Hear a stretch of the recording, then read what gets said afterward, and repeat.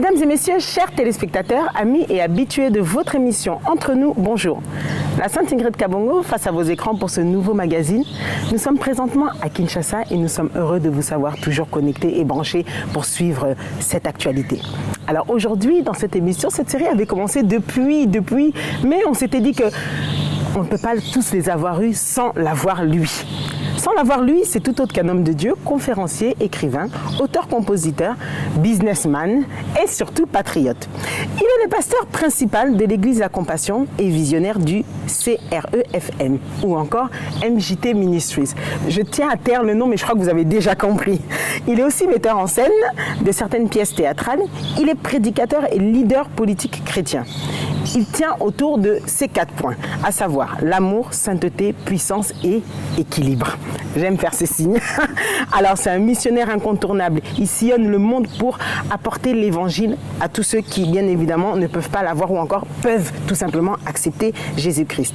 Influenceur de renom, il a tout sauf la langue dans sa poche. Je précise, il dit tout haut ce que souvent beaucoup pensent tout bas. J'ai l'honneur et le plaisir de le recevoir aujourd'hui dans Entre nous. Pasteur Marcelo Jérémy Tounassi, bonjour. Bonjour. Comment allez-vous? Je vais bien, je tiens. C'est un réel plaisir. On m'a tellement demandé, le pasteur Marcelo. On l'a tellement demandé qu'au final, je voulais leur offrir ce cadeau-là, en plein mois de la femme d'ailleurs. Vous m'aviez dit, écoutez, c'est pas un souci, je viendrai clôturer pour les femmes, moi aussi je peux parler de la femme. C'est ce que vous m'aviez dit. Oui. Voilà, donc alors aujourd'hui, ce sera on aura une petite brèche spéciale pour ces femmes. Pasteur, pour le plaisir de tous ceux qui nous regardent Entre nous, est-ce qu'on pourrait commencer par une prière? Avec plaisir.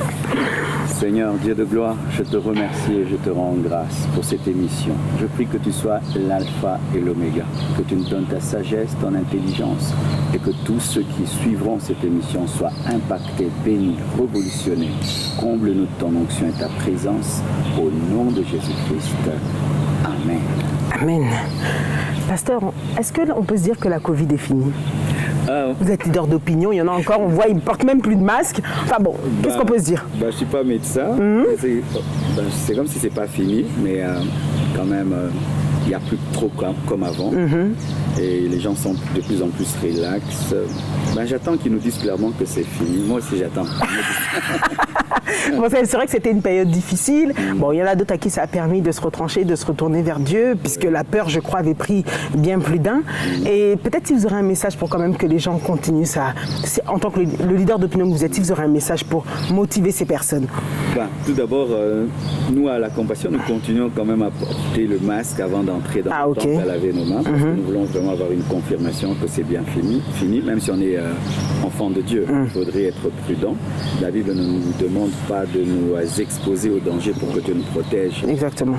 Mais ce que j'aimerais dire, il y a beaucoup d'entreprises qui ont connu des faillites, il y a beaucoup de gens qui ont perdu leur emploi, il y a même des gens qui ont perdu des membres de famille. Alors pourquoi des fois il y a tout ça dans ce monde? Bonne question.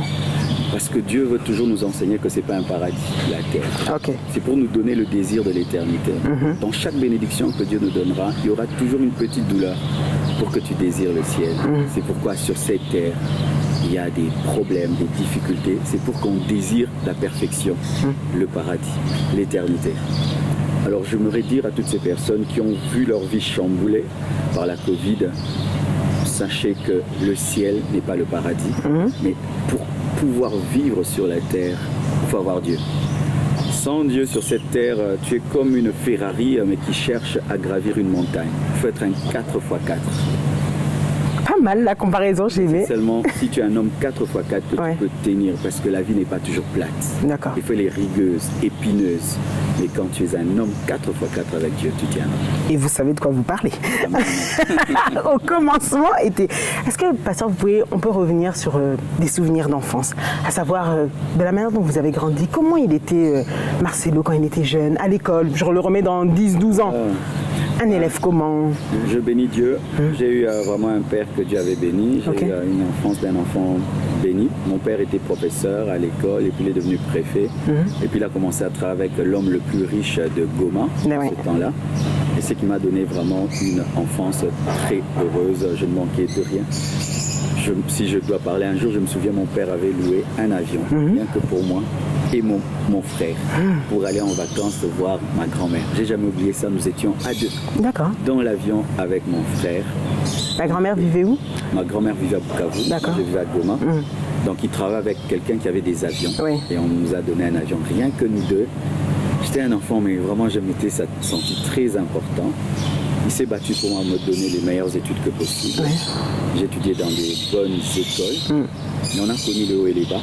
Parce que lorsqu'il a perdu son travail, on est venu à Kinshasa. C'est pourquoi on est venu à Kinshasa. Oui. Et puis il y a eu le pillage et tout. Donc je suis quelqu'un qui a connu les deux. J'ai connu la richesse, j'ai connu la pauvreté. Et je bénis Dieu pour cette expérience parce que ça m'a aidé à pouvoir vivre dans le haut et dans le bas et comprendre le riche et le pauvre. Ça, c'est pas mal. Un frère comment? Un frère qui était plutôt cool ou bien... Moi j'aimais beaucoup la musique. J'aimais beaucoup Michael Jackson. J'étais un smurfer. Ah, carrément. On vous imagine pas un smurfer. C'était du breakdance. Bon. Et j'avais eu la coiffure de Bobby Brown. Ah, carrément. Ah oui, oui. Alors justement, moi quand j'entends ça, je me dis toujours, mais c'est vrai qu'on voit aujourd'hui, et c'est très important de revenir en arrière pour se dire ça, mais le comportement à la maison, Marcelo c'était celui qui faisait quoi? Est-ce qu'il aidait dans les tâches Est-ce qu'il aidait dans les tâches ménagères? Est-ce qu'il aidait dans... Pas tout ça. Hein. Parce que dans ma famille, nous sommes du Kivu. Ouais. Ma famille, l'aîné de la famille, c'est un prince. Il ne touche à rien. Ok. Je suis l'aîné de 7 enfants. Ma mère me traite comme un roi jusqu'aujourd'hui. Donc je ne touchais à rien. Et c'était mal parce que quand j'ai quitté chez mes parents, je ne savais faire que du thé et faire des œufs. C'est pas jusqu'à présent. C'est pas pour faire du riz, ni rien, ni rien. Tout ça, vous ne savez pas composer quoi? De maman. Mais j'aimais beaucoup la musique, j'aimais beaucoup la sape, je mettais du bruit, je mettais tout le temps du bruit avec la musique. La musique. Un grand frère à Manobe, t'avais allé quitter? Non. Non, parce que on se battait. Ah, Mon petit d'accord. frère a 11 mois de moins que moi. Ah, ok. En 75. Oui. Moi en janvier, lui en décembre. D'accord. On se battait souvent. On se battait souvent jusqu'à un certain âge. Mais moi, je me suis converti très tôt. Donc, Oui. je n'ai pas eu le temps vraiment d'être très longtemps païen. J'ai donné ma vie à Jésus à l'âge de 15 ans. En 1980. Et j'ai tout arrêté, quoi. À 15 ans, break, c'était fini. On va y arriver, mais le rêve de gamin, quand vous étiez peut-être alors maintenant préadolescence, il rêvait de faire quel métier? Moi, je voulais être une star comme Michael Jackson. Ah d'accord, dans la chanson. Non, pas comme dans la chanson, mais Être une je voulais star. être une star quand j'étais païen, parce que vraiment Michael Jackson, je l'aimais beaucoup quand j'étais enfant. Et mon père était un grand cinéphile. Il nous amenait beaucoup de cassettes et tout ça. Donc, j'étais vraiment plongé dans le cinéma et je voulais être ça. Mais sans se mentir, on peut se dire aujourd'hui, vous êtes une star. Donc dans tous les cas, vous avez quand même accompli votre... Je suis une lune. Tu sais pourquoi? Pourquoi la lune? Parce que la lune reçoit sa lumière du soleil. Et Jésus le soleil, je suis la lune. Je n'ai pas de lumière personnelle. Ok, mais bon. Je reflète la lumière de Jésus. Si vous préférez le dire comme ça, on va l'accepter comme ça. Alléluia. 1990, Jésus apparaît. Oui. Racontez-moi ça. À l'âge de 10 ans, les sorcières me sont apparues pour me bouffer. Je dormais, et puis j'ai vu des femmes traverser le mur, Ok. en train de chanter en swahili. Je vais manger Marcelo, Marcelo est à moi. J'étais paralysé par la puissance sorcellérique Ok. et j'ai vu mon esprit sortir de mon corps pour entrer dans une casserole qui bouillonnait dans l'espace. C'est pas possible. En fait, et tout ça, c'est dans un rêve, parce que Non, souvent les gens comprennent pas. Rêve. Physiquement comme ça, ok. Physiquement, j'étais réveillé, mais je ne pouvais pas bouger mon petit doigt même pour toucher mon frère. D'accord. Parce que je dormais avec lui. Et elle chantait en langue sorcellérique, avec un tam-tam sorcellérique. Il y avait une casserole qui bouillonnait dans l'espace sans le feu. D'accord. Et c'est comme ça qu'on dit qu'on a mangé quelqu'un. Moi, depuis à l'âge de 10 ans. Et mon esprit quittait mon corps pour entrer dans la casserole. Et alors, j'ai fait 2 prières. J'ai fait la première, ça n'a pas marché. La deuxième, j'ai prié le Notre Père quand j'ai dit que ton règne vienne. Pas avec ma bouche physique. À l'intérieur. À l'intérieur, ces sorcières ont disparu. Quand elles ont disparu, je suis allé en parler à mes parents. Et puis, depuis, les puissances des ténèbres ont commencé à me rechercher. Alors j'étais devenu un jeune garçon vraiment qui haïssait Dieu parce qu'on avait pratiqué le fétichisme sur moi pour me protéger. Les sorcières. D'accord. On m'avait scarifié là. Par qui? Par des sorcières? Non. Par des personnes qui étaient chez nous. Ok. Je dis plus les noms. Oui, non, pas de souci. Qui habitaient chez nous, mais qui m'ont protégé avec des fétiches des sorcières. Ok. Mais quand ils m'ont protégé, je ne savais pas parce que j'avais 10 ans, ils m'avaient mis des esprits pour me protéger des esprits. Alors de 10 ans à 15 ans, j'haïssais Dieu. Mais je ne savais pas pourquoi. Donc j'avais une haine pour les choses de Dieu. Si tu m'invites dans une église, j'ai envie de te taper. On dit on vous a insulté. Prêcher, j'ai envie de te gifler. Quand tu aimes Dieu, au point où, avant de me convertir, je mettais des baffles contre une église qui n'en avait pas et je mettais MC Hammer. Ah oui, il allait fort. Ouais. Et le pasteur sortait, Marcelo éteint. J'ai dit que ton Dieu t'achète des baffles, pasteur, que ton Dieu t'achète des baffles. Donc, pourquoi alors Jésus m'est apparu? Jésus m'est apparu parce que j'avais 15 ans, mais je n'avais pas l'intérieur d'un enfant de 15 ans. Je crois que j'avais 30 ans, 35 ans, parce que je ne supportais pas les gens de mon âge. Mes amis avaient 25 ans. Tellement le mal était en moi. Parce que aussi, quand même, j'étais aussi tombé dans la pornographie. Pas la pornographie des photos. Non, la lecture. J'étais tombé sur la bibliothèque d'une personne adulte. Ah, les bouquins, enfin les magazines et tout ça. Mais non, c'était des romans vraiment terribles. Incroyable. J'ai lu toute la collection de 70 livres. Alors, tout ça faisait que j'avais la tête pas d'un enfant. Et les gens me prêchaient. Mais je n'arrivais pas à me convertir parce que je me trouvais trop mauvais pour croire en Dieu et j'ai toujours été sincère. Je me disais, moi, si je prie, je vais abandonner Dieu. Je ne peux pas mener cette vie, je suis trop mauvais. Et de deux, en ce temps-là, les personnes métissées ne priaient pas. Je disais, un métissé ne peut pas prier parce qu'il paraît que nous, on doit toujours être des pécheurs. Alors un jour, je suis allé en vacances chez mon oncle. Et mon oncle avait invité des pasteurs dans sa maison. Et la présence de Dieu remplissait tellement la maison. Et j'étais très mal à l'aise. Parce que moi, j'étais allé m'amuser. Lui, il a changé mes vacances en prière. Et le jour que je suis allé dans ma salle de bain, je me préparais à sortir pour voir ma copine. Une lumière m'est apparue. Ok. Dans ma salle de bain, une voix m'a parlé. Et m'a dit, Marcelo, convertis-toi. Audible. Audiblement. Et j'ai répondu à la voix, on se convertit comment? La voix m'a répondu, souviens-toi des paroles de mon serviteur Jean. Jean, c'était le seul pasteur qui me supportait. Et je disais toujours au pasteur Jean, moi si je me convertis, après moi je vais abandonner Dieu, je suis trop mauvais. Et Jean m'a répondu, si tu fais un pas, Dieu fera les 9 pas pour toi. Et j'ai pleuré, je suis sorti né de nouveau. Et tu sais ce qui m'est arrivé? Quand je suis sorti, j'ai cherché une Bible comme ça, j'ai lu au hasard. Tout ce que je lisais me touchait. Et puis j'ai dit, ça c'est quel genre de livre qu'on écrit pour moi? Et puis j'ai déposé, parce que je suis toujours comme ça, quand le livre me touche, je dois dormir. Pour assimiler, ok. Et j'ai déposé là où je me suis endormi. Et c'est là que j'ai découvert que quand on m'avait tatoué, on m'avait mis des démons. J'ai vu des esprits sortir des cabanes dans des villages, comme des abeilles, nains comme ça, tout noir, parler 3 langues au même moment. Venir et entrer par la fenêtre, me prendre et me disait en 3 langues, pourquoi tu t'es converti en français? Pourquoi?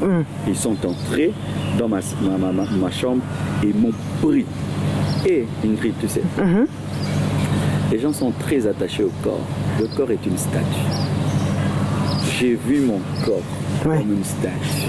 Et vous sortir de là? Je partais pour mourir, les démons m'amenaient. Et je venais de me convertir, je ne connaissais rien au combat spirituel, démons et tout. Mais comme je ne pouvais plus parler, et tu sais, quand je m'en allais, parce que pendant les vacances, on nous mettait ensemble, les frères et sœurs, dans une grande chambre, je les voyais jouer, causer, mais je ne pouvais pas parler. Quand un homme meurt dans un hôpital, il voit le médecin en train de le ranimer, les gens en train de pleurer, il s'en va et il ne peut pas vous parler. Et tu sais, souvent les gens sortent par où? Ils sortent par les fenêtres, partout le vent passe, parce qu'on est des vents, l'esprit, on est des esprits. Et je m'en allais, je sortais. Et puis je me suis souvenu d'une histoire qu'on m'a racontée il y a longtemps, que si les démons t'attaquent, dis Jésus. J'ai dit Jésus dans mon cœur. Ils étaient des milliers. J'ai dit seulement Jésus une fois. Ils m'ont lâché, je suis retombé dans mon corps. Quand je suis retombé, j'ai crié, les démons m'attaquent et tout le monde m'a fouillé. Et c'est ce qui a fait de moi ce que je suis aujourd'hui. Pourquoi? Parce que je me suis dit, qui suis-je? Jésus m'apparaît le matin, le même jour des démons veulent me tuer. Pourquoi tout ça? Alors je suis devenu un homme qui lit des livres. Je suis allé chercher des livres jusqu'aujourd'hui. J'ai commencé à lire, connaître c'est quoi. Et ça m'a donné en une année une croissance comme si j'avais fait 5 ans de vie chrétienne. Et c'est là que j'ai découvert mon appel, j'ai découvert ma vocation et tout. Et que tout a démarré. Alors, quel était Est-ce qu'on peut appeler ça plutôt l'élément déclencheur qui vous dirige vers cette voie d'évangélisation, puis de leader, qui nous emmène aujourd'hui à recevoir le pasteur Marcelo? Moi, je ne prêche pas Jésus parce que seulement je les lis dans la Bible. Je ne suis pas chrétien seulement parce que c'est écrit. J'ai vu Jésus. Parce que vous l'avez vécu. Je sais que ça existe. Je sais que le monde spirituel existe. Ouais. Je crois qu'au-delà d'ici, il y a des choses ici. Ok. Je n'ai pas besoin qu'on me le dise. Je l'ai vu. Il y a des esprits, des démons existent, les anges existent, Jésus existe. C'est pourquoi quand je prêche, j'aime toujours amener les hommes à comprendre que tout ne s'arrête pas ici. Nous sommes des pèlerins, pour de vrai. Nous ne sommes pas seuls sur cette terre. Je l'ai vu. C'est pourquoi je le dis. Mais en ce temps-là, je ne savais pas que j'avais l'appel de Dieu. Et quand Dieu m'a appelé aussi, parce que la manière dont il m'a appelé aussi, c'est terrible. Tu sais que moi, Dieu m'a dit de choisir entre un fou, un serviteur de Dieu qui je veux être. Moi, j'étais fou avant de devenir pasteur. Suite à quoi? Alors, dans ma famille, les études sont Dieu. On jure que par les études. Alors moi, je faisais l'économie appliquée et j'étais vraiment parmi les meilleurs. Et puis Dieu me parlera que je dois tout arrêter pour le servir. Je dis Dieu, non. Comment je veux dire ça au Tunasi? Je suis l'aîné de la famille. En ce temps-là, les pasteurs, vraiment, ils souffraient comme pas possible. Bien sûr. Faire de moi un pasteur Jérus. J'étudie bien. Et puis Dieu me dit, tu vas choisir entre un fou et un serviteur de Dieu que tu vas être. J'ai refusé et j'ai fait 2 semaines d'insomnie.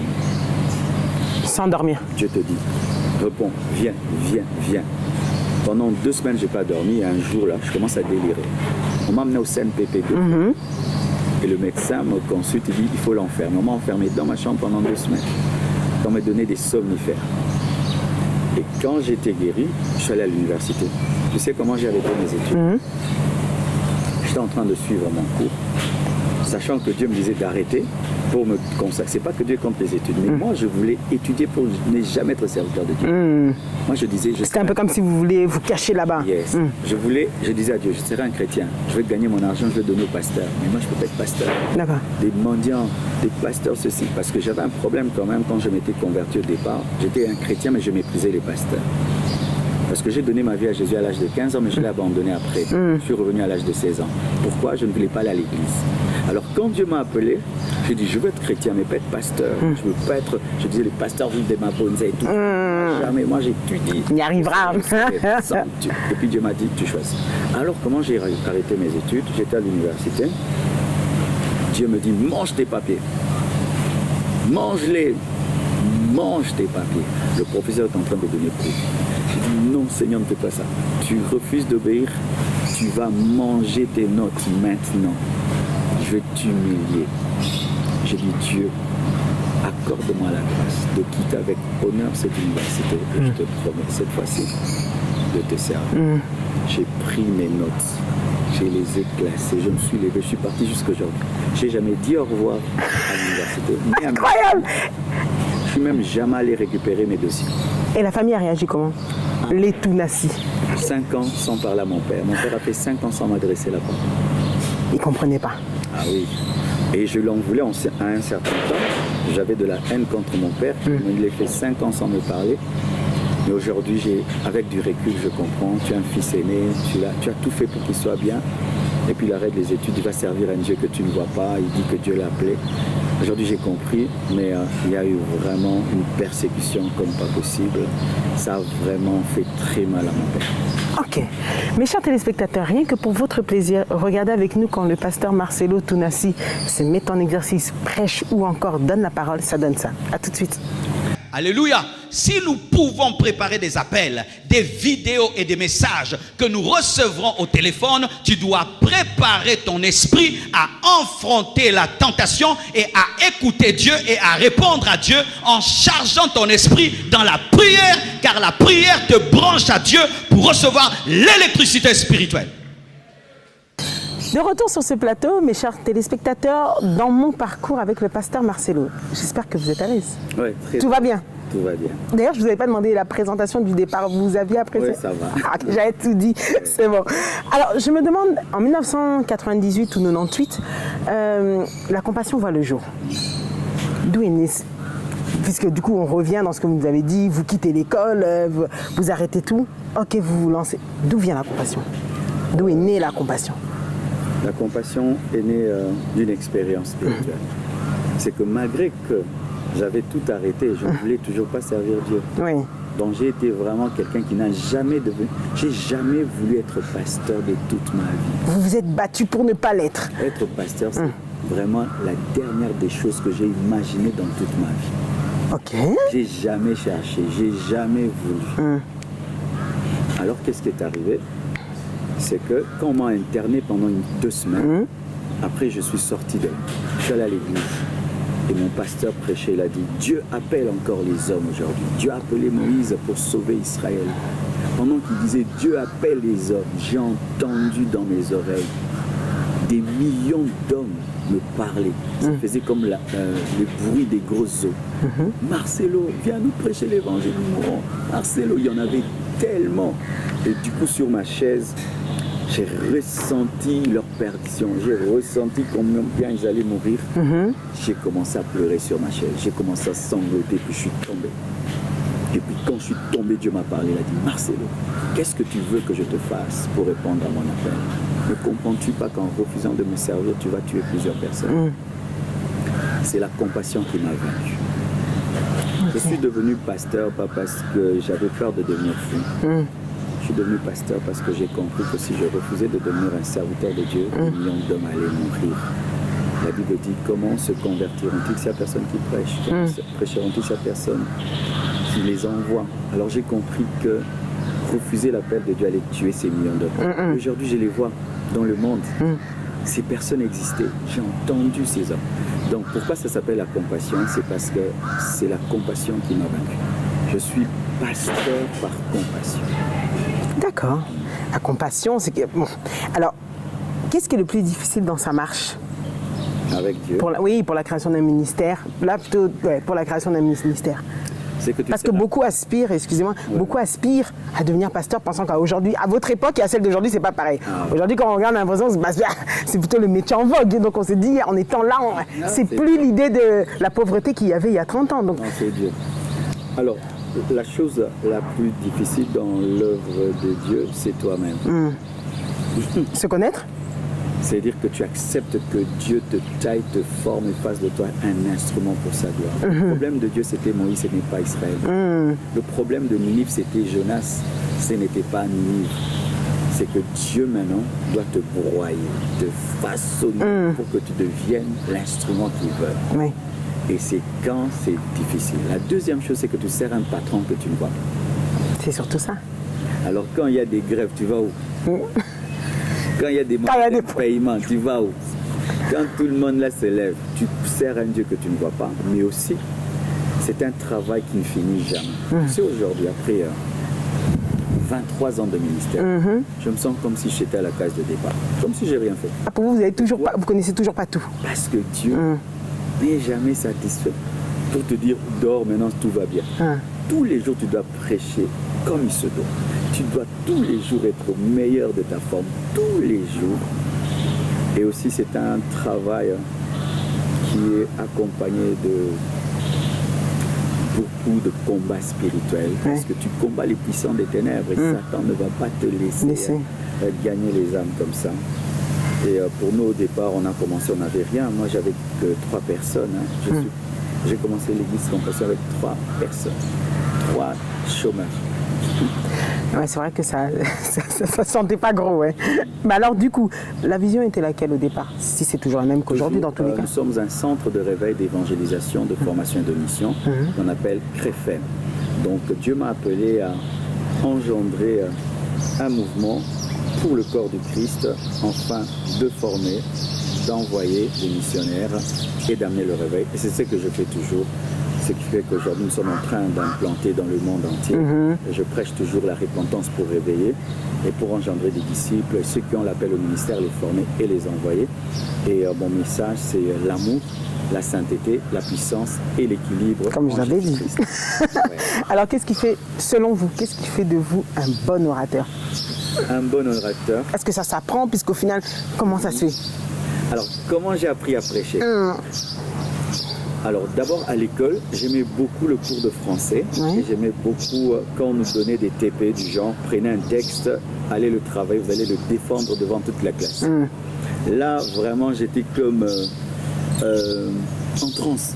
Mais j'étais païen. D'accord. Donc, quand on me donnait un texte et je devais le défendre devant les gens, c'était pas moi, quoi. D'accord. Tu sais quoi qui m'arrive? Je ne savais pas qu'il y avait ça.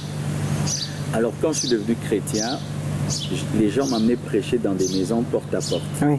Et des fois, tu prêches à une personne, elle est captivée. Des fois, tu prêches à une famille, tu te dis c'est quoi? Mais tu ne sais pas que c'est l'onction. Alors, un jour, j'étais en train de me promener, aller à l'école plutôt. Dieu m'a dit prêche. Comment? Tout seul, prêche. Je prêche. Il me dit prêche avec rythme. Comment? Oui. Il y a du beat. Il faut du beat quand tu prêches. Il ne faut pas prêcher de façon. Il faut cadencer un peu. Sinon tu ennuies. Alors laisse-toi. Je prêche parce que j'ai rappé beaucoup. Vous nous l'avez dit, vous étiez. Alors, je dis c'est bien, hein? J'étais seul, c'est bien. Et puis Dieu me dit ok, va à l'école. J'arrive à l'école. Il y avait je suis arrivé un peu plus tôt. Toute la salle était vide. Il me dit prêche au banc. Quoi? Prêche au banc. J'ai prêché au banc. J'ai senti l'onction. Dieu me dit c'est bon, non? Va prêcher aux hommes. Alors je ne prêchais pas. J'ai étudié à l'école Massamba. Je suis allé chercher un ami qui prêchait déjà à la récréation. J'ai dit Bono, est-ce que tu peux m'introduire pour que je prêche? Alors il m'a introduit devant 11 personnes. Je tremblais comme si c'était une foule de 2 millions de personnes. J'étais là, quoi. Il m'a dit aujourd'hui c'est pas moi qui veux prêcher. C'est le frère Marcelo qui veut prêcher. Les gens me regardent, hein? Toi tu es un aventurier là. Toi, tu veux nous prêcher, Marcelo, on te connaît et tout. Je ne sais pas que je t'ai converti. Quand j'ai commencé à prêcher, je tremblais comme une feuille. Et puis Dieu m'a dit, si tu ne veux pas trembler, tu ne veux pas qu'il voie qu'il te tremble, tourne la salle. Je prêchais en tournant la salle comme ça. Il me regardait comme ça. Après, quand ça passe. C'est le tour de la salle, je suis revenu devant eux, je les ai captivés. Et c'est quand ça a commencé. Après, je commençais à prêcher à l'université. Je prêchais après le cours à l'auditoire. C'est-à-dire que Dieu te forme, Exactement. Et aussi, j'écoute beaucoup les orateurs qui prêchent très bien, T.D. Jakes, Noel Jones. D'accord. Je les écoute comme des chansons pour avoir le rythme, le style. Et qu'est-ce que vous appréciez chez, par exemple, T.D. Jakes? Le style, la forme. Parce que tu peux avoir le fond, tu n'as pas la forme. Il faut savoir introduire, développer, conclure. Il faut mettre le suspense, il faut plonger les gens. Il faut créer tout ça, quoi. C'est un peu comme un film, en fait. C'est beau. L'art de prêcher, c'est beau. J'aime beaucoup la rhétorique, l'homélétique. L'homilétique, c'est beau parce que Dieu a créé les cieux et la terre par la parole. Vous êtes un missionnaire incontournable parce que vous sillonnez le monde pour apporter l'évangile, comme j'ai dit. Mais qu'est-ce qui, selon vous, Pasteur Marcelo, plaît aux gens qui vous écoutent? Ça dépend d'un homme à un autre. La plupart me disent parce que je dis la vérité. Les jeunes me disent parce que tu es cash. Ça, j'ai appris en Europe. Ça. Je ne savais pas que c'était ça. Pasteur, on t'aime parce que tu es cash. Mais le cash amène des problèmes. Ça grave même. Alors, certains disent parce que je suis cash. D'autres, ils aiment parce que j'enseigne souvent sur le mariage. D'autres disent parce que j'ai donne un message concret, la vraie vie, pas toujours les choses mystères, c'est concret, c'est compréhensible. Il y a beaucoup de choses. Mais surtout, je crois que c'est la grâce de Dieu. Au-delà de tout ça. Mais vraiment, je peux dire qu'il y a beaucoup de gens qui prêchent mieux que moi, il y a beaucoup de gens qui enseignent mieux que moi. Dieu m'a fait grâce parce que j'ai vu une vision. Avant de sillonner le monde entier, Jésus m'a parlé et il m'a montré qu'il allait le faire et puis ça s'est fait. Et ça s'est fait. Mais souvent, j'ai aimé quand vous avez dit, vous parlez plus de la vie. Vos prédications sont souvent de plus en plus des conseils de vie, motivation. Vous apparaissez un peu comme des coachs de vie, on va dire. Est-ce que Dieu aime ce style-là? Ah oui, si tu vas lire Proverbes, ça part de la vraie vie, Ecclésiaste, la vraie vie. Mais bizarrement aussi, tu sais, aujourd'hui sur Internet, les gens font du self-service, ils prêchent ce qu'ils veulent. Ouais, c'est vrai. Je ne prêche pas que ça, tu sais. Je prêche sur l'enfer, je prêche sur le ciel, je prêche sur l'enfer. Les gens prennent jamais quand vous donnez les exemples de la Bible. Non, ils prennent seulement quand vous parlez. Tu dois arrêter l'adultère, tu dois ceci. Alors des fois, les gens demandent une image que les gens ont créée de moi. Mais si tu veux connaître qui est Marcelo, va sur ma chaîne YouTube Compassion TV et tu vois quand j'enseigne vraiment 1 heure du temps, 2 heures du temps. Mais eux, ils prennent 5 minutes, 10 minutes là.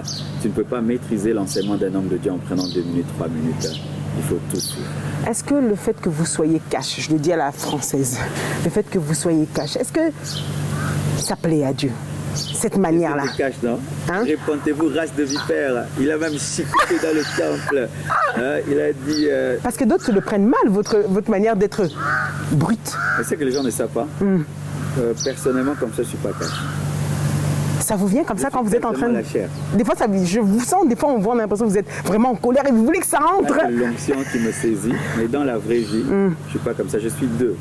Je suis l'un, celui qui descend de la chair, qui est mélancolique. Et j'ai le sanguin, celui qui prêche là-bas. On est à deux. Quels sont les impératifs, selon le pasteur Marcelo, pour être un bon berger, pour reconnaître un bon berger? D'abord pour être et ensuite le reconnaître. Beaucoup d'amour. L'amour. Vraiment. Okay. Sans amour, tu ne peux pas être un bon berger. Parce qu'un bon berger, c'est un papa, c'est un grand frère, c'est un conseiller. Ah, ça, c'est son rôle, c'est ça? Oui, l'amour. Son apport au sein de l'Église, c'est lequel? Du bon, oui, du bon pasteur, si vous voulez qu'on me dise. C'est la parole, l'enseignement. Nous aidons aussi les fidèles. Vous savez aussi, les gens des fois critiquent les églises. Nous payons les études des gens, nous aidons les gens à payer les loyers, nous aidons beaucoup, mais on n'en parle pas. Ouais. Et quand on en parle, on dit, pasteur, si tu donnes avec la main droite, l'autre n'a pas que savoir. Nous avons un orphelinat, nous avons une bourse d'études à la Compassion, nous payons les études des orphelins. Ok. Donc il faut aider aussi, parce qu'il ne faut pas seulement prêcher, il faut aussi donner le pain. Et il faut être un modèle, un exemple, être une source d'inspiration, une source d'encouragement, de motivation par ta vie et par tes paroles. Pensez-vous détenir toutes ces qualités que vous nous exposez? Oh, je ne sais pas, il faudrait me... Ah non, mais vous devez savoir, non, pasteur. Pas bien placé pour parler de moi. Comment reconnaître une bonne église? Une bonne église, c'est une église qui est fondée sur Jésus. Elle est christocentrique. D'accord. Elle est dirigée par le Saint-Esprit. Elle prêche la Bible dans sa totalité. Elle prépare les gens à aller au ciel. Mais elle donne aussi un équilibre sur la terre parce qu'en attendant, il faut influencer la terre. C'est une église qui est centrée sur l'adoration de Christ et qui prêche la sainte doctrine, qui vit dans la prière, qui est remplie du Saint-Esprit. Et c'est aussi une église où Dieu t'envoie. Une église où Dieu t'envoie. Oui. Il faut être connecté pour vous, c'est important la connexion? Il faut que Dieu te dirige. Moi, quand j'ai donné ma vie à Jésus, j'ai voulu prier dans une église très grande, une église où priaient les riches, les intellectuels. Ouais. Et Dieu m'a dit, c'est pas là. Tu sais, moi, Dieu m'a envoyé où? Ma première église. L'église du pasteur là que j'ai dérangé. Ok. Il avait 20 fidèles. Ah, là où vous mettiez le baffle pour le dernier. Il avait 20 fidèles. Intellectuellement, c'était pas grave. Et moi, je voulais choisir un pasteur très intellectuel. Dieu m'a dit non, toi tu vas là-bas. Il n'avait que 20 fidèles, il n'avait pas de tôle, il n'avait pas de porte. Dieu voulait me briser dans cette église-là, briser mon orgueil social. Il faut aller dans l'église où Dieu t'envoie, parce que l'église, c'est une école et une formation. Ok, et pour... J'ai fait 2 ans, et après, je suis allé ailleurs, au pied d'un autre homme de Dieu qui devait m'apprendre à prêcher et à manifester la puissance de Dieu. Comment définiriez-vous ce qui est dit dans la Bible comme le temps de la fin? Le temps de la fin, c'est le temps qui précède le retour de Jésus-Christ. C'est le temps qui précède l'enlèvement de l'Église. D'accord. C'est le temps qui précède aussi la manifestation de l'Antéchrist, mais aussi c'est le temps aussi qui contient la manifestation de l'Antéchrist. Et nous sommes au temps de la fin, parce que la marque de la bête est en train de se préparer, l'Antéchrist est en route.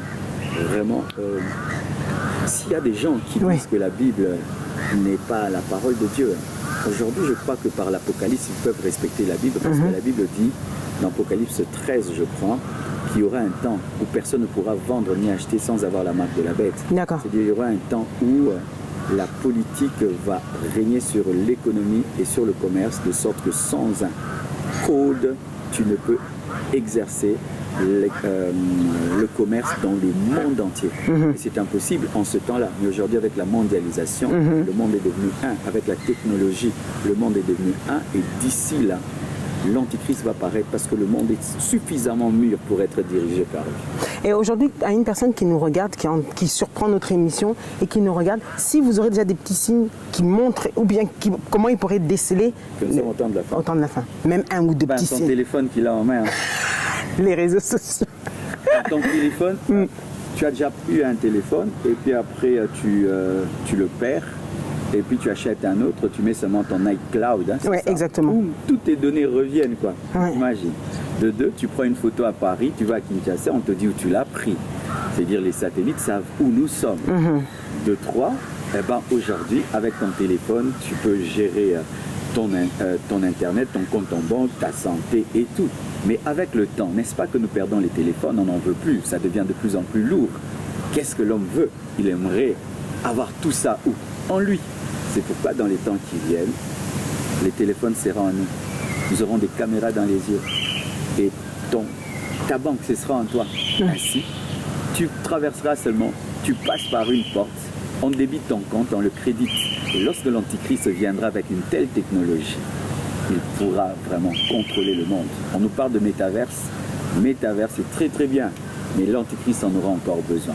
Moi, quand je vois le développement de la technologie, vraiment, je dis qu'on est à la fin des temps. Mais c'est pas qu'il ne faut pas utiliser la technologie. Il faut l'utiliser au maximum pour gagner les âmes, mais même la dépravation des mœurs. Comment le mal est devenu le bien, le bien est devenu le mal. Le péché aujourd'hui ne dérange pas. Ce sont les signes des temps de la fin et les guerres et les bruits de guerre que nous avons.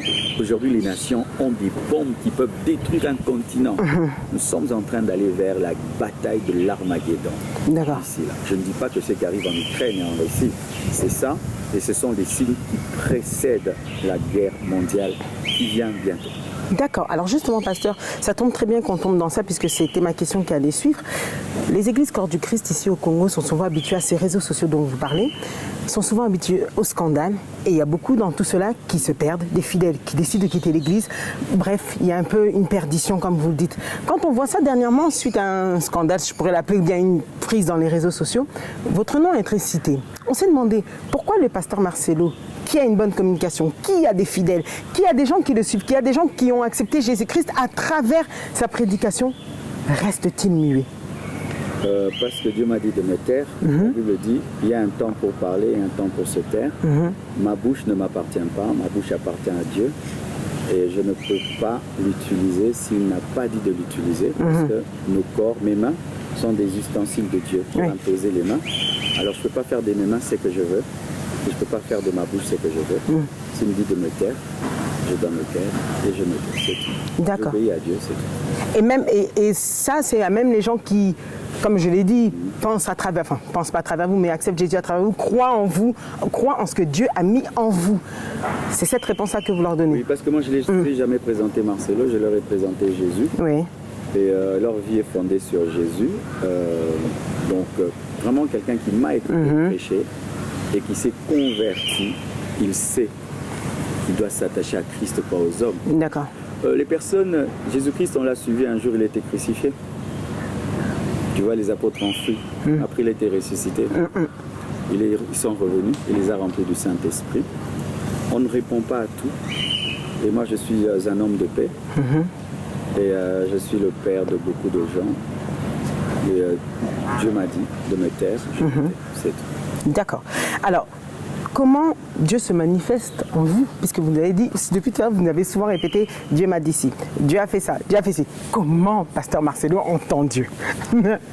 Comment il sait que c'est Dieu? Comment il le reconnaît?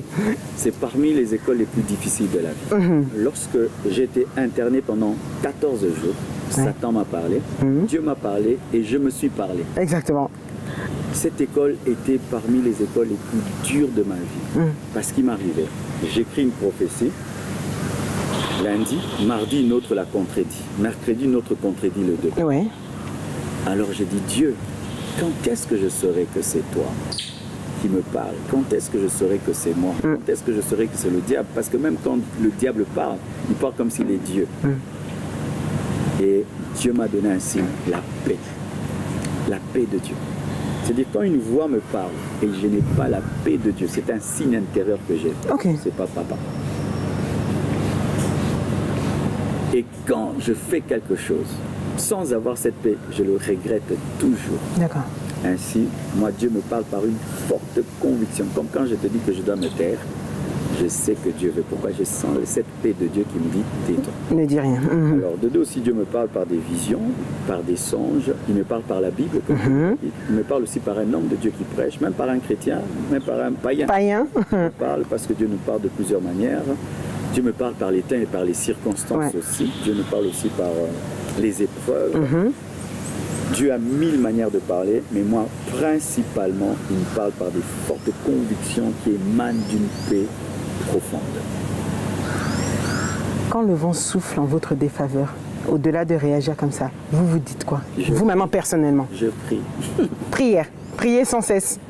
Quand le vent souffle, il faut prier. Quand le vent souffle, tu dois t'attacher à Dieu. Quand le vent souffle, il ne faut pas haïr, il ne faut pas insulter, il ne faut pas te plaindre auprès de Dieu. Il faut dire que toute chose concourt au bien de ceux qui aiment Dieu. Il faut savoir que les apôtres ont connu ça, Jésus a connu ça. Et n'est pas tomber dans la chair, tu vois des hommes. Il faut regarder Dieu. Qu'est-ce que tu veux m'enseigner? Dieu, qu'est-ce que tu veux m'apprendre? C'est tout. Super. Le 6 mai 2022, la voie du véritable pardon. J'ai bien aimé l'intitulé du livre. Je me demande, l'idée générale, ça va parler de quoi? Au-delà du pardon. Mais du pardon. Oui, mais explicitez-nous un peu. En fait, c'est plutôt ça. Je suis tellement curieuse que je me suis dit, voilà. Comment j'écris ce livre? Alors, j'ai prêché cette prédication pendant le confinement. Et tu vois, pendant le confinement, j'avais remarqué que quand tu parles seul devant une caméra, tu es très profond. Ouais. Plus que quand tu parles à beaucoup de gens. Tu sais pourquoi? Parce que quand j'ai une caméra devant moi, il n'y a personne. Je n'ai pas besoin de dire Amen, gloire à Dieu. Donc, je suis dans mon texte. Mais quand il y a des gens, tu peux voir ceci dehors. Tu le regard, voilà. Amen. Tout. Exactement. Alors, j'avais donné un enseignement un jour sur le pardon. C'était tellement profond. Même moi, j'ai dit waouh. Alors, j'écris souvent mes livres avec une sœur, Magali, qui est en Martinique. D'accord. J'ai appelé Magali. J'aimerais que cette prédication devienne un livre. On va y travailler. On a commencé à y travailler. Et puis, quand c'est sorti, c'était waouh. Ce livre-là, si tu le lis, tu peux commencer, tu es un ennemi. Ouais. Tu ne vas pas finir avec... C'est pas possible. Vous nous mettez au défi. Vous pardonnez toujours, pasteur? Quand, je vais te dire, allez-y. Quand j'écrivais ce livre-là, quelqu'un m'avait fait du mal. Alors pendant qu'on écrivait, ça, le livre m'a taillé moi-même. En fait, c'était vous-même, hein? Ok. On m'a dit, Marcelo, tu ne peux pas finir ce livre sans arranger. Et j'ai vraiment arrangé avec la personne et tout. Et c'est un vaccin. C'est un vaccin. Dans ce livre, par exemple, je parle de comment Joseph a pu pardonner à ses frères. Tes propres frères. Exactement. Te jettent dans un trou. Ils vont dire à ton père que tu es mort. Ouais. Toi qui étais l'enfant choyé, tu te retrouves comme domestique. Mystique. Chez qui? Chez un infidèle. Sa femme ment contre toi. Petit fin. Tu te retrouves en prison. Tu galères en prison. Tu en sors. Ouais. Sans eux, tu deviens ministre. Et un jour, ils reviennent par là et ils ont faim. Tu as le pouvoir. Comment Joseph a fait pour pardonner? Quand j'ai étudié ça, j'ai écrit, ça m'a vacciné. Tu sais, l'une des choses qui a aidé Joseph, il n'a jamais considéré l'homme. Il a dit, ce n'est pas vous qui m'avez fait ça, mais c'est Dieu. C'est-à-dire que même quand quelqu'un te fait le mal, dis-toi. C'est un bien pour un mal. Qu'est-ce que Dieu veut me dire derrière? Comme ça, tu ne vas pas haïr les hommes. De deux, il dit, Dieu m'a envoyé ici pour vous faire du bien. Il avait la capacité de transcender son moi pour devenir un instrument de Dieu. Et c'est ce que ça m'a appris, c'est-à-dire que si tu me fais du mal, c'est-à-dire qui est derrière? C'est Satan. Alors Ingrid, je te pardonne, mais je chasse le diable qui est derrière toi. Donc vous pardonnez toujours? Je pardonne. Même quand la douleur est forte? Je pardonne toujours parce que je dois pardonner. Ce n'est pas un choix, c'est une obligation. Parce que si je ne te pardonne pas, j'irai en enfer. Mais il faut que le cœur soit sincère aussi quand il pardonne. Il faut aller vers Dieu, non? Seigneur, on m'a fait du mal. Seigneur, guéris-moi, non? Et puis Dieu te guérit. Mais il faut toujours pardonner. Même si, comme je t'avais dit avec mon père, on a fait 5 ans sans se parler. Et un jour, j'étais en train de prêcher. Dieu m'a dit, tu ne peux pas continuer ton message parce que tu as de la haine contre ton père. Va voir ton père. Je suis allé voir mon père et je lui ai dit pourquoi je l'en voulais. Et on a fait la paix. Il peut se faire que pendant un temps, tu as des blessures. Mais il faut finir par être guéri. Il faut toujours pardonner. La Bible dit pardonne nos offenses comme nous pardonnons aussi à ceux qui nous ont offensés. C'est-à-dire quoi? Si tu ne pardonnes pas, Dieu ne peut pas te pardonner. Et le pardon est une puissance qui libère. Qui libère qui? Pas le pardonner, mais celui qui l'offre. Alors si tu veux être pardonné, tu dois pardonner. Ouais, par exemple, il y a des animaux ici. Ça sent un peu l'animal, n'est-ce pas? Parce que là où se trouve un animal, il y a son odeur. Quand maintenant tu ne pardonnes pas un enfant de Dieu, l'enfant de Dieu est une brebis, non? Si tu prends une brebis, tu mets dans ta chambre, ça va sentir quoi? Gucci. Ça va sentir la brebis. Et quand tu prends un homme, tu le mets dans ton cœur, 2 ans, 3 ans, tu ne le pardonnes pas, ça sent quoi? Pas bien. C'est clair. Nous sommes appelés à être des temples. Le temple doit sentir le parfum de la prière et de l'adoration, mais pas l'odeur des brebis. Celui qui garde un homme dans son cœur, dans la haine, tu as l'odeur des brebis. Ta maison sent les chèvres, les vaches. Alors il faut vite pardonner pour sentir le parfum de la prière. Je suis obligé, on est tous obligés. Il faut toujours. Parce qu'imagine que tu as la haine, tu meurs.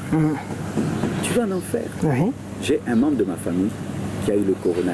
Je le dis parce qu'elle m'a permis de témoigner. Ok. Elle m'a appelé, elle dit, pasteur, dis-le.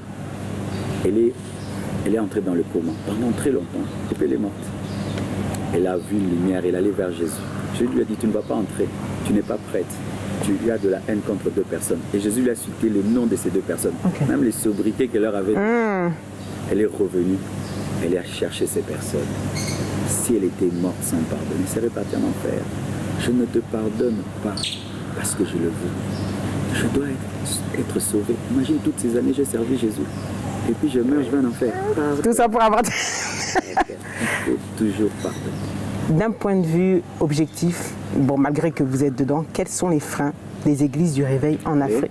Les freins, selon vous, des églises du réveil en Afrique et surtout en RDC, là où vous êtes titulaire? Il y en a beaucoup. Il y en a beaucoup. Mais que vous aimeriez qu'ils changent. En fait, des fois, il faut mettre aussi le doigt dans là où vous êtes. Je le fais. Ben, il y a il faut d'abord la formation des hommes de Dieu. Quand tu veux conduire un avion, piloter un avion, ça prend beaucoup de temps. Quand tu veux être médecin, ça prend du temps. Mais quand quelqu'un aujourd'hui, tu te dis que tu as l'appel de Dieu, demain tu commences une église, ça ne va pas. Il faut que tu sois au pied de quelqu'un qui va te former. Je suis sûr que tu n'es pas journaliste au hasard. Si on fait des recherches, Ingrid est passée par des choses pour être celle qu'elle est. Pareil aussi. Mais quand tu décides aujourd'hui de prendre une moto, tu sors. Tu vois les problèmes qu'on a avec les motards, non? Parce qu'ils n'ont pas pris le code de la route. Il faut la formation. De 2, il faudrait qu'il y ait de la discipline. D'accord. De la discipline. De 3, il faudrait que nous puissions mûrir. Vous savez, quand on ne mûrit pas, on donne les armes au diable. Un petit enfant donne les armes aux ennemis. Nous devons grandir. Tant que nous serons des enfants dans les choses de Dieu, nous allons donner des armes aux païens, des armes au diable, aux démons. Nous allons faire le travail de Satan. Nous devons mûrir, grandir. Mais sache que même l'église de Jésus avait des problèmes. Il y avait Judas dans l'église de Jésus, même l'église de Paul. Il n'y a jamais eu d'église parfaite, même au temps de Paul, au temps de Pierre, même en Europe, aux États-Unis, même les églises, parce qu'on parle trop de l'église de réveil, mais si on étudie toutes les autres communautés, nous savons, non? Aussi des choses qui se passent, nous sommes au courant de tout. Mais on peut parler d'église de réveil. Vous le dites des fois un peu. L'église de réveil. C'est parce que l'église de réveil fait beaucoup de bruit. C'est pourquoi on nous indexe. Et pourquoi elle fait beaucoup de bruit? Parce que nous sommes des gagneurs d'âmes, nous devons gagner les âmes, nous sommes trop dans les vents. Mais qu'est-ce que Pasteur Marcelo fait pour que ça change dans tout ce que vous avez dit, que les freins? Qu'est-ce que lui fait pour que ça change? Je ne suis pas Dieu. Je ne suis pas Dieu. Même Paul n'a pas tout changé. Non, c'est sûr, mais vous êtes pasteur d'une grande communauté. J'enseigne, non? J'enseigne mercredi sur YouTube, sur TikTok, sur Instagram, sur tout. Je fais tout ce que je peux pour le faire. Je sème la graine. Mais il y a des graines, tu sèmes, elle est bonne, mais la terre est mauvaise. Ça tombe sur le roc. Même Jésus a dit, il y a des graines qui tombent dans les épines, des graines qui tombent dans la bonne terre. Nous faisons de notre mieux. Nous ne disons pas que tout est fait, mais nous devons faire de notre mieux. Mais c'est prophétique. La Bible dit qu'à la fin des temps, il y aura l'apostasie dans l'Église. Lorsqu'on parle de la dernière Église sur la terre, l'Église de Laodicée, c'est une Église apostate. Mais la Bible dit que toi ne sois pas parmi eux. Les ténèbres avant la fin des temps vont couvrir la terre, couvrir le monde et couvrir l'Église. Mais il faudrait être des chrétiens lumière, être différents. Ça va s'empirer. La Bible dit, à la fin des temps, il y aura des temps difficiles. La Bible dit que à cause de la croissance de l'iniquité, la charité du plus grand nombre se refroidira. Ce sont des prophéties bibliques qui vont s'accomplir. Lorsque Jésus décrit la fin des temps, il décrit un temps d'abandon. Il dit, quand le Fils de l'homme viendra, trouvera-t-il la foi? Donc, l'apostasie est une prophétie. Il ne faut pas être apostat. D'accord, il ne faut pas être... Est-ce que les gens peuvent se dire qu'un jour on verra une unité, une union entre tous ces pasteurs, tous ces hommes de Dieu qui s'aiment, enfin, qui parleront dans un même langage au ciel? Il y a eu l'unité parfaite n'existe pas. Dans tous les cas. Personne n'a ça. Dans aucune entreprise, aucune communauté, aucune. Mais nous devons toujours tendre vers l'unité. Autant que nous pouvons. La Bible dit autant que cela dépend de toi, sois en paix avec tout le monde. Exactement, parce que ce qu'on n'a pas trouvé dans le monde, qu'on puisse au moins le voir dans l'Église. Et Dieu va le faire, nous le désirons vivement, nous y tendons et Dieu va le faire. Super. Alors, on se dit, avec toutes ces années de ministère, comme vous nous dites, 23 ans, comment on apprend à maîtriser le succès? Quand je dis le succès, je dis comment? Pasteur Marcelo, il y en a qui viennent dans votre église parce qu'ils aiment vos prédications, il y en a qui vous acceptent Jésus, mais il y en a qui aiment la personne même. C'est-à-dire que tout ça, vous y êtes confrontés, et ça depuis 23 ans, comme vous le dites. Non, pas 23 ans, parce qu'à l'époque, c'était... Ouais, ça... L'explosion a eu, je crois, ça fait 10 ans. On est dans 10 bonnes années quand même, pasteur. Ouais, 10 ans, hein? Ouais, 10 bonnes années. On est dans 10 bonnes années, puisque ça brille à l'extérieur avant même que ça tombe, même au Congo. 10 ans, ouais. Pasteur, comment on fait? Parce qu'à un moment donné, comme vous dites, vous êtes fait d'eau et de sang. Ouais. Des fois, on peut avoir la grosse tête. Alors, voici... je ne sais pas si j'ai la grosse tête ou la petite, hein, mais voici ce que on vous écoute. Dieu m'aide à faire pour ne pas attraper la grosse tête. Okay. Hein. Je considère toujours ceux qui font mieux que moi. D'accord. Okay. Aujourd'hui, l'église a plus de 10 000 membres. Aujourd'hui, on a aujourd'hui 27 extensions et tout le reste. Il y a des pasteurs qui ont 100 000 membres. Oui. Alors quand je vois mes 10 000 et lui c'est 100 000, je deviens humble. C'est clair. Aujourd'hui, Dieu t'utilise, mais tu vois un autre, il ressuscite les morts, ça te rend humble. Aujourd'hui, tu prêches bien, mais tu regardes quelqu'un d'autre qui prêche mieux que toi, ça te rend humble. Donc, j'aime toujours regarder ceux qui font mieux que moi pour ne pas attraper la grosse tête. De deux, je m'entoure des hommes de Dieu qui font aussi des grandes choses et qui n'ont pas attrapé des grosses têtes pour garder la petite tête. Parce que tu vois que Dieu l'utilise comme toi, il a tout ce que tu as, mais il est humble. Ça t'aide à rester humble. Aussi, je fais toujours l'effort de rendre toute la gloire à Dieu et je n'oublie jamais où Dieu m'a ramassé. Je choisis beaucoup mes photos du début. D'accord. J'aime toujours parler. On a vu ça derrière. Ça me brise. Moi, j'ai habité un garage. J'ai manqué quoi porter. Des fois, j'avais la même chaussure dans tous les cultes. Ouais. Des fois, je manquais où manger. Des fois, je prenais un taxi, on était à deux devant. Et tout. Je me souviens de tous ces temps où pour manger, je devais prier. Où manger était vraiment un privilège, un bon repas. Où porter un beau costard, c'est quand quelqu'un te l'offre. Et souvent, ce n'était pas ta taille. Forcément, il faut s'habituer avec les tailleurs. Donc, j'aime me rappeler de mes petits moments. J'aime me souvenir de ça. Et ça vous ramène. Ça me ramène. Tu vois, quand Jésus-Christ fait marcher un paralytique, dit prends ton lit et marche. Mais je suis paralytique, j'ai plus besoin. Non, il faut que tu te souviennes que tu ne marchais pas pour rester humble quand tu marches. L'Église doit faire preuve de clairvoyance avec ses finances. Oui, il faut une bonne gestion des finances. Parce que le ministère, sans une bonne gestion des finances, perd l'autorité. D'accord. C'est pourquoi dans l'église, il y a des diacres, il y a des financiers, des administrateurs, et le pasteur doit rendre compte de ce qu'il a. Moi, je fais toujours, si je demande, mettons, $1 million, comme j'avais demandé $1 million pour acheter la parcelle de l'église, on a acheté, j'ai dit, j'ai acheté, c'est à votre nom. Okay. Ferme compassion, la parcelle de l'église n'est pas en mon nom. Ça, c'est à vous. J'ai demandé l'argent pour construire. J'ai dit, avec l'argent là, on a fait le premier niveau, le deuxième, le troisième, le quatrième niveau. Il faut toujours rendre compte de ce qu'on a. Ce qui est à toi est à toi. Ce qui est à l'église est à l'église. Il faut que la comptabilité soit claire. Le rôle étatique du pasteur, c'est-à-dire qu'il a aussi un rôle dans la société. Oui. Selon vous, ce serait lequel? Nous sommes des influenceurs. Nous sommes des modèles, nous sommes aussi des conseillers, étant donné que nos fidèles sont aussi des chefs, sont aussi des autorités. Nous sommes la voix de Dieu dans leur oreille, afin de les aider à diriger selon Dieu. Nous sommes des pères spirituels. Alors justement, quand vous dites ça, je sais que l'IGF avait invité en ce mois de mars les femmes influentes auxquelles j'ai pu participer pour son rôle dans la lutte contre la prédation financière. Et pour le mois prochain, le mois d'avril, ce seront les hommes de Dieu. Quand vous entendez ça, c'est une bonne idée selon vous? J'ai prêché ça m'a créé des problèmes. C'est pas possible. Avec les avocats. Parce que quelqu'un avait coupé une partie de mon message et il a dit que j'étais contre les avocats. Alors que mon message, le voici. J'ai dit aux veuves, devez arrêter de vous laisser dépouiller en ayant peur de la sorcellerie. Comment ton mari peut t'épouser et le régime matrimonial et communauté de biens? Il meurt, la belle famille vient, t'arrache les maisons, les voitures et tu as peur de la sorcellerie. Eh, mais Kindogit. Je dis, lève-vous, maman. Vous êtes des chrétiens, la sorcellerie ne va pas te bouffer. Ok. Traduis en justice ta belle famille si elle te prend tout, parce que c'est la richesse de tes enfants. Je les ai poussés à... Pasteur, il y a des gens qui ont peur des ethnies. Il y a certaines ethnies, on dit ceci, cela pour taire les noms. À cause Qu'est-ce de qu'on cela, fait? nous sommes pauvres. L'une des choses qui amène l'Afrique à être pauvre, la voici. Je travaille pendant toute ma vie et je gagne 10 millions de dollars que je laisse à ma femme et à mes enfants. Oui. Quand je meurs, ma famille vient et miette ce patrimoine à 1000 dollars chacun. On redevient pauvre. Ailleurs, les fortunes se bâtissent génération après génération parce qu'il n'y a pas ça à la prédation de la veuve. Mais en Afrique, on recommence toujours à zéro. Pourquoi? Les veuves sont faibles, les orphelins sont faibles et les hommes ne préparent pas leurs femmes à être des commandos. Moi, le jour que je partirai, personne ne va bouger. Hein. Ma femme est commando. Donc elle est préparée D'ailleurs, pour. je bénis Dieu parce que dans ma famille, ce n'est pas le cas. Et je bénis Dieu. Moi, il y a une chose pour laquelle je respecte mon père. Il a perdu ses 2 frères, ses 3 frères. Il n'a jamais rien pris. Mais il a toujours bien organisé pour que les orphelins se retrouvent.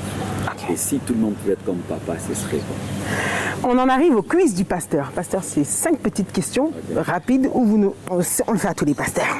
La virginité est-elle obligatoire avant le mariage? Non. Quelle est la place de la femme dans la société, l'église et son foyer? C'était ça la question spéciale pour la femme. Sans la femme, nous ne pouvons naître. Et sans l'homme, la femme ne peut exister.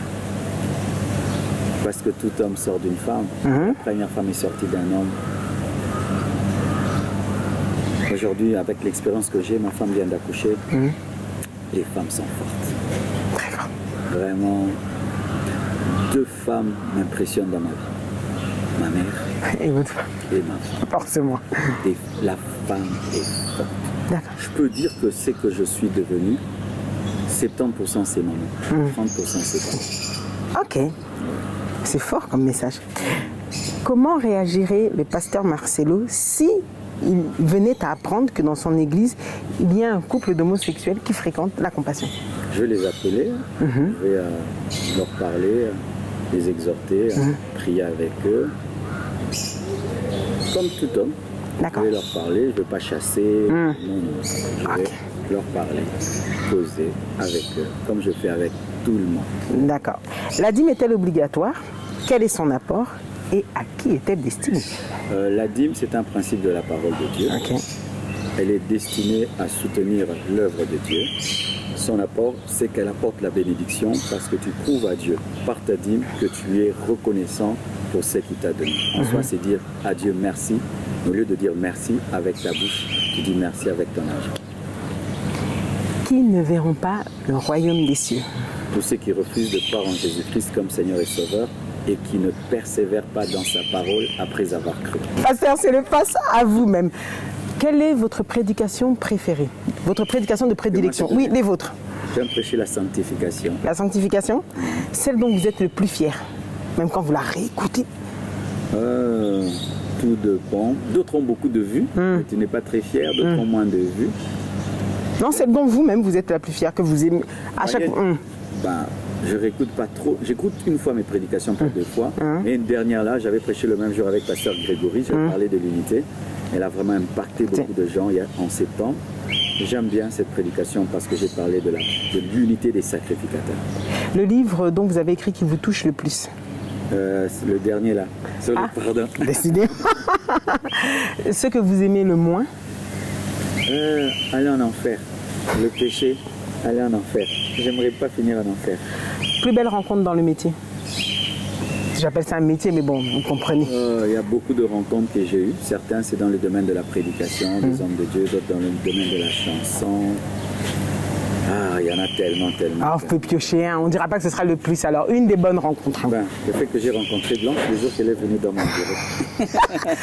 Votre endroit préféré pour préparer une prédication? Mon bureau.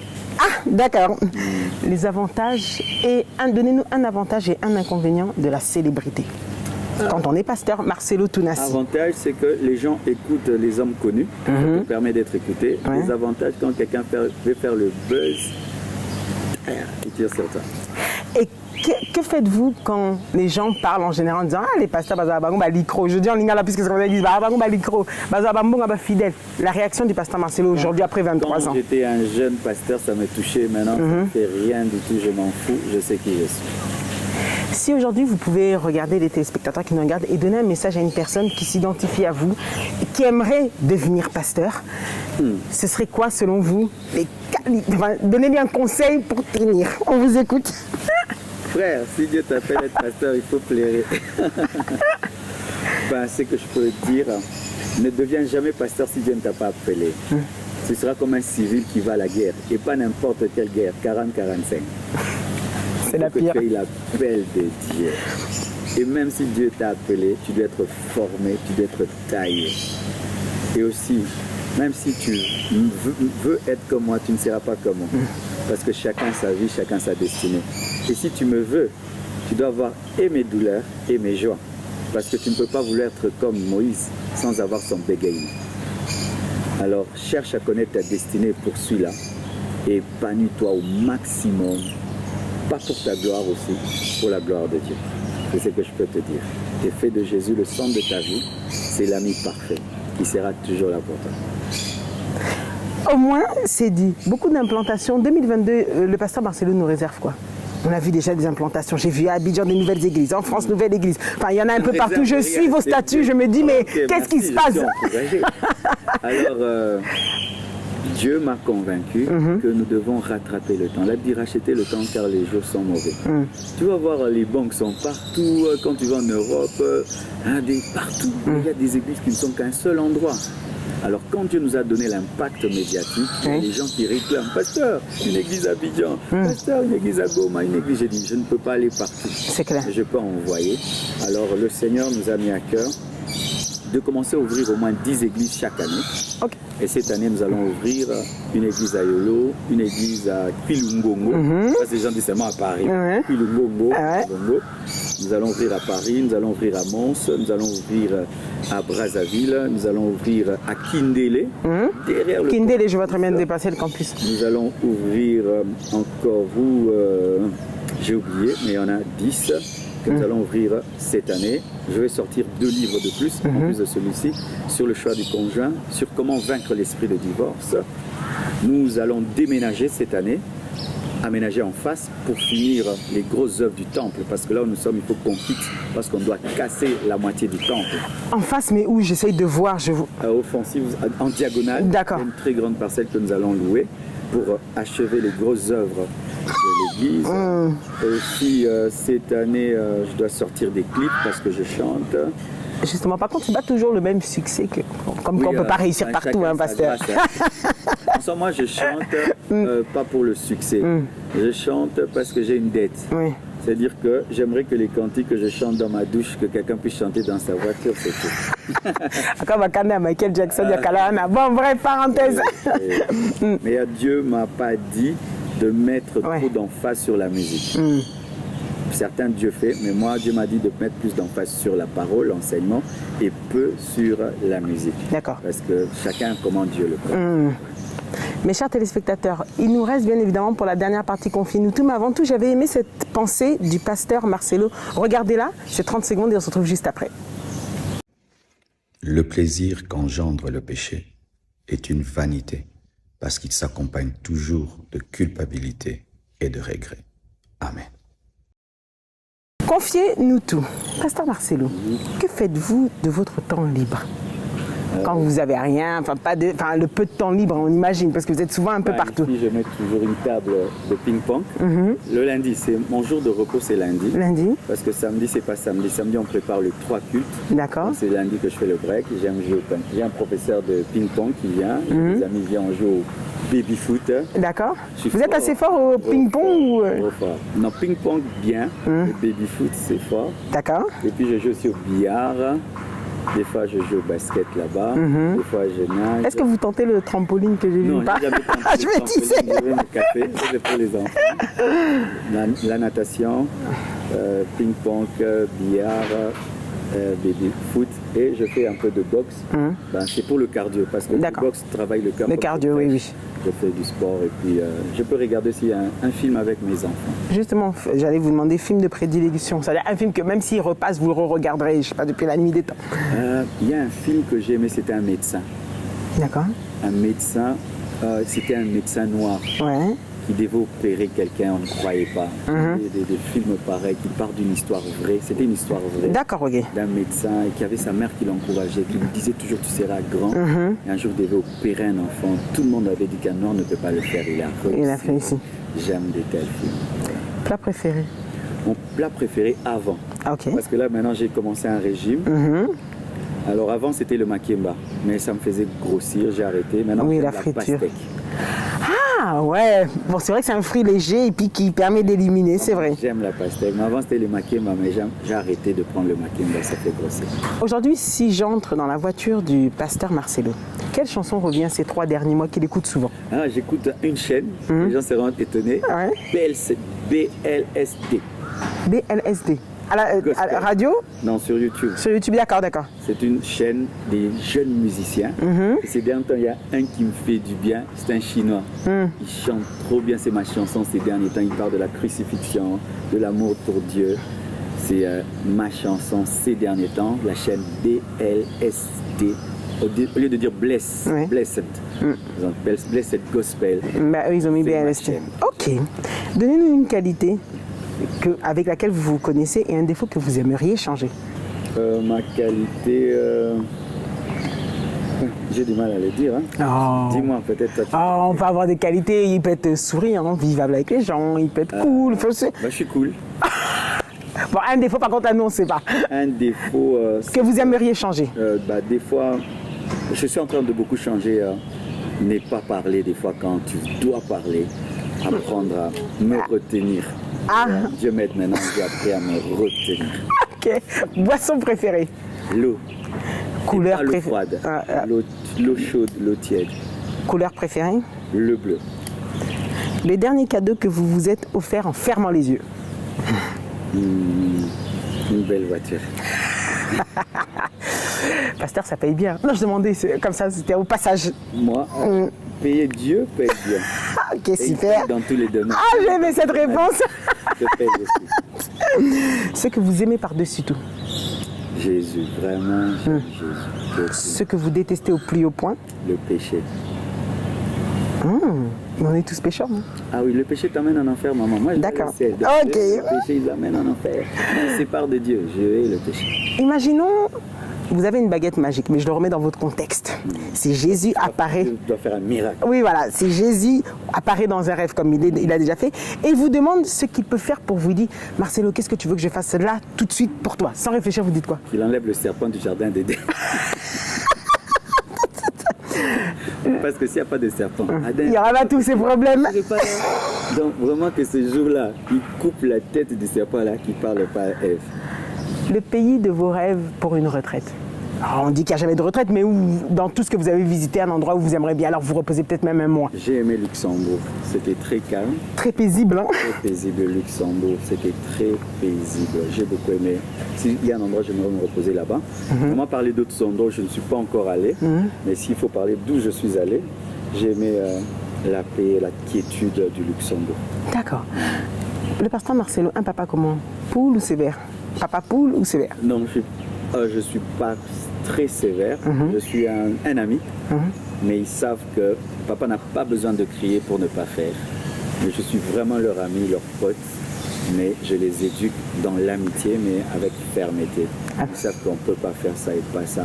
Je n'ai jamais frappé mes enfants, jamais insulté mes enfants, ni ma femme, jamais insulté, jamais frappé. Je n'ai pas besoin de ça. D'accord. J'ai besoin seulement de parler. Et quand ils sentent que c'est par amour, ils font. Qu'est-ce qu'a le pasteur Marcelo que n'a pas Marcelo l'homme? Et vice-versa. Marcelo... Une chose, on ne va pas vous demander. Marcelo, normal, n'a pas beaucoup de combats. D'accord. Marcelo a beaucoup de combats. C'est ça. Pasteur, en tout cas, on tient à vous remercier. On se dit, on ne sait pas si un pasteur, on peut lui dire, bon, comme on le dit, cœur comblé? Oui, je bénis Dieu pour la hauteur de ton émission. Merci bien. Et j'aimerais vraiment même donner ce conseil aux journalistes. Je peux, Bien sûr. je peux vraiment, quand on est journaliste, faites journaliste. Et c'est quelque chose que vous faites des fois, vous mettez un titre, c'est pas vrai, dedans, c'est pas dedans. Ben, vraiment, félicitations. Merci beaucoup, pasteur. On tient ça. Et peut-être, alors, si quelqu'un voudrait adhérer, non pas, voudrait participer pour, comme vous nous avez peut-être, non pas la fondation, mais l'orphelinat, comment ils peuvent faire? Nous avons l'orphelinat Compassion qui est aujourd'hui à la 4e rue industrielle. Si vous voulez participer, d'abord visiter parce que certains ils veulent voir. Oui. Vous pouvez y aller à n'importe quelle heure, n'importe quel jour, vous allez voir, il y a des orphelins. Ce sont des enfants, le 3/4 qui viennent de l'Est. D'accord. Ce sont les orphelins de la guerre. On les a pris jusqu'à Kinshasa. Ils parlent swahili, maintenant ils parlent français. D'accord, ils vont apprendre. Oui. Ils étudient, tout ça. Bientôt d'ailleurs, on doit les mettre dans une école parce qu'on a pris pas plus de 6 ans. Ok. 10 ans. Bon. Alors, vous pouvez passer pour vérifier, mais nous avons sur Internet, chaque fois que nous avons des vidéos, il y a des liens au PayPal, MoneyGram pour le faire. Il y a un compte en banque pour le faire. Vous pouvez même venir physiquement à la Compassion, déposer votre contribution. Et si des gens aussi ont des vêtements, parce qu'il y en a qui viennent d'Europe ou d'ailleurs qui ont des vêtements, ils peuvent venir déposer aussi. Soit à l'église, soit à l'orphelinat qui est à la 4e. Merci à vous, pasteur Marcelo, d'avoir répondu présent dans cette interview, dans cette émission Entre nous. C'était un réel plaisir, bien évidemment. Vous pourrez suivre cette émission sur ces directs ou encore, bien évidemment, comme vous êtes habitués, sur Congo Web Télévision, pourquoi pas. Merci à toute mon équipe. Il y avait Joe, Caps, Bruce et Samy. Merci à vous tous d'avoir participé et Karine aussi à Ouchai. Vous avez pour vous, si vous voulez vous envoler dans une beauté, comme on dit, pas divine, mais dans une beauté spéciale, il y a le salon L'Oiseau d'Or qui sera là pour vous. Merci à tous de nous avoir suivis. Et mes chers téléspectateurs, n'oubliez pas que tout ce qui s'est dit ici dans votre émission avec la Sainte Ingrid Kabongo et le pasteur Marcelo Tounassi restera entre nous. Entre nous, ciao, ciao.